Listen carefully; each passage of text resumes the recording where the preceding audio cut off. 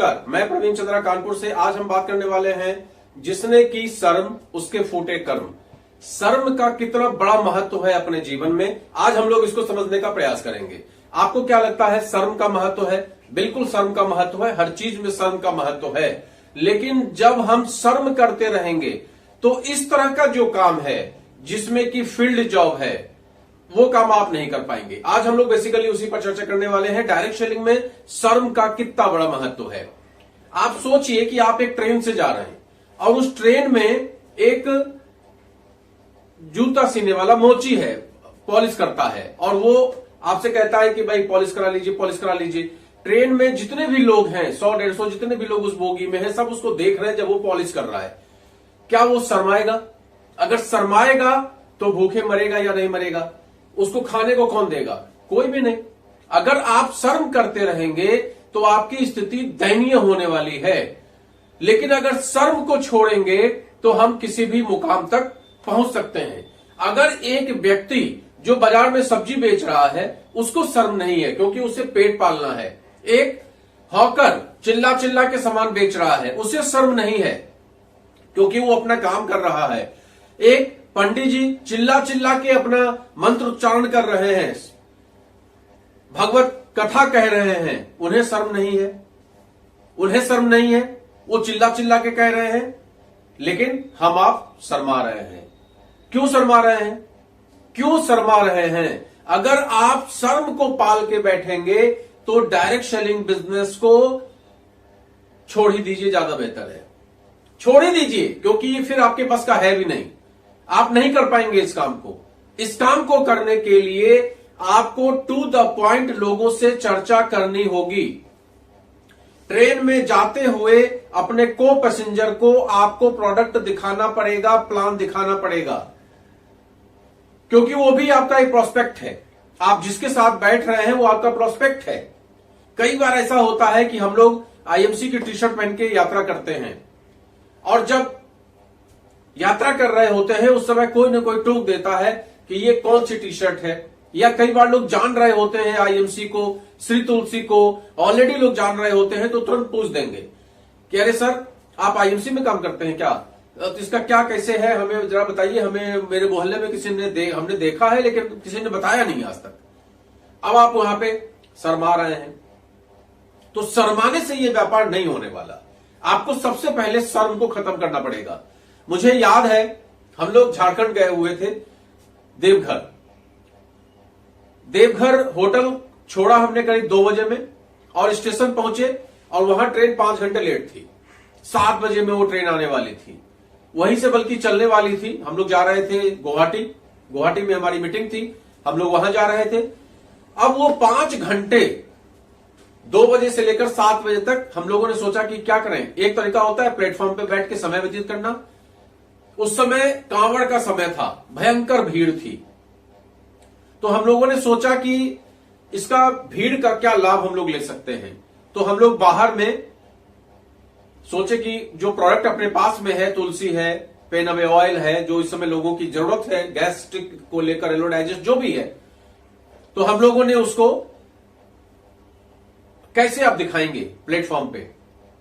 तो हम लोग जो धोती पहनते हैं, धोती सफेद कलर की जो धोती आदमी लोग पहनते हैं, वो धोती हमने नीचे बिछा दिया बाहर निकल के, और उसके ऊपर पूरे प्रोडक्ट सजा दिए। अब जब उसको सजा दिए तो लोगों ने उत्सुकता की तरफ देखना स्टार्ट कर दिया। जब लोग देखते हैं तो कोई ना कोई आके उसमें से पूछता भी है। जब किसी ने एक ने पूछा कि ये क्या है, पेन अवे ऑयल है, मेरे पैरों में बहुत दर्द है, ठीक है ले लीजिए। तो इस तरह से जब उसने लिया तो धीमे धीमे लोग उसके पास इकट्ठा होने लगे। 1 से 2, 2 से 4, 4 से 6, क्योंकि सबकी ट्रेनें लेट थी, सबको टाइम पास के लिए चाहिए था समय। तो कोई आके कुछ पूछ रहा है, कोई आके कुछ पूछ रहा है। अल्टीमेटली हम लोग का वहां जितना सामान लगा हुआ था जो उनके यूज का था, करीब करीब सब बिक गया। और कई सारे लोगों के नंबर हम लोग को मिल गए जिनसे बाद में हम लोग व्हाट्सएप के माध्यम से संपर्क करते रहे, और अल्टीमेटली हमारा धीमे धीमे काम भी बढ़ा उसकी वजह से। लेकिन वहीं पर अगर हम प्लेटफॉर्म पे समय व्यतीत करते, अपने समय को बर्बाद करते, अपने समय का यूटिलाइज सही तरीके से नहीं करते, तो क्या होता? हम भी अपने गंतव्य को चले जाते। जो लोग थे वो भी अपने गंतव्य को चले जाते, जो हमारा 5-7 हजार का सामान बिका वो नहीं बिकता, और जो हमें 10-5 लोग ढंग के मिले वो नहीं मिलते। तो ये एक तरीका होता है इस व्यापार को बढ़ाने का। आप जहां भी हैं वहां शर्म को छोड़ के, सब्जी वाला है उससे बात करिए, दर्जी है उससे बात करिए, डॉक्टर के पास जा रहे हैं उससे बात करिए, क्योंकि आपका काम ही लोगों से चलने वाला है। अक्सर हमने देखा है पान दुकान पे खड़े होके लोग अननेसेसरी की बहस करते हैं, अननेसेसरी। अभी मैच चल रहा था, उसके पीछे बहस, कौन जीतेगा कौन हारेगा। अभी आपने देखा बेंगलोर में क्या हुआ। तो इस तरीके का बहस में लोग अपना समय व्यर्थ में व्यतीत करते हैं। लेकिन जब उनसे बात करिए, टू द पॉइंट बोलने को बोलिए, तो नहीं बोलेंगे।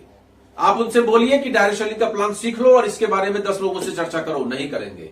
वहां पर उन्हें शर्म आती है। तुलसी के बारे में बताने में उनको बहुत शर्म आती है। फालतू की बातें करने में शर्म नहीं आती। कौन सी टीम जीतेगी, कौन सी टीम हारेगी, उसमें शर्म नहीं आती। कौन सा नेता जीतने वाला है, उसमें शर्म नहीं आती। लेकिन जहां आपके फायदे की बात है, जहां आपका जीवन बदल सकता है, जहां आपके जिंदगी में, आपके परिवार के जीवन में बहुत बड़ा परिवर्तन आ सकता है, वहां पर मुंह से आवाज नहीं निकलती। वहां पर आप शर्म का चोला ओढ़ के बैठ जाते हैं। आज जैसे हम लोग YouTube पे वीडियो बना रहे हैं, अब यहां पर हम शर्माते रहें, आपसे धीमे धीमे आवाज में बात करें या मुंह से आवाज ही ना निकले। कई बार हमने लोगों को देखा है, मेरे पास भी लोग आते हैं, हम लोग पॉडकास्ट करते हैं, उनसे कहते हैं, उनका इंटरव्यू टाइप से लेते हैं, उनसे कहते हैं कि आप थोड़े बुलंद आवाज में अपनी बात को करिए। क्या आपको इस सिस्टम में दिक्कत आ रही है या क्या अच्छाई आपको नजर आ रही है, इसके विषय में व्यूअर्स को बताइए। अब उनके मुंह से आवाज ही नहीं निकलती है, तो कई बार हमें प्रोग्राम को कैंसिल करना पड़ जाता है, क्योंकि आवाज ही नहीं निकलती। बोलेंगे तो उठपटांग बातें करेंगे, और वैसे बोलने को दे दीजिए फर्जी की बातें तो कहो मोहल्ले में चिल्ला रहे हो। टू द पॉइंट बात करने को दे दीजिए तो सन्नाटा पसर जाता है। ये सब आपको सीखना पड़ेगा, क्योंकि डायरेक्ट सेलिंग सेक्टर का सबसे इंपॉर्टेंट अगर कोई पॉइंट है तो वो है अपने शर्म को छोड़ के लोगों से चर्चा करना। शर्म को छोड़ के चर्चा करना पड़ेगा। शर्माते रहेंगे काम नहीं चलेगा। इसके विषय में लोगों से बताना पड़ेगा। आप सोचेंगे कैसे बताएं, वो तो मेरे चाचा हैं, उनसे कैसे बताएं, उनका तो हमने जीवन भर सम्मान किया, उनको कैसे बताएं, परिवार में कैसे बताएं, कोई मेरे बारे में क्या सोचेगा, हम क्या समझाएंगे। तो बड़े लीडर कैसे बनोगे आप? जब बड़े लीडर आप बनोगे, एक कहानी मुझे याद आती है। एक मेरे बहुत बड़े गुरु थे, उन्होंने मुझे बताया था कि वो एक व्यक्ति को प्लान दिखाने गए। वो व्यक्ति मोटिवेट हो गया। बड़े ध्यान से सुनिएगा, बहुत इंपॉर्टेंट बात बता रहे हैं। एक व्यक्ति को प्लान दिखाने गए, वो व्यक्ति बड़ा मोटिवेट हो गया। उसने ज्वाइन भी कर लिया। अब बोला कि मैं बहुत अच्छा काम करूंगा, मैं ये कर दूंगा, मैं वो कर दूंगा। वो बहुत सारी बातें होती रही।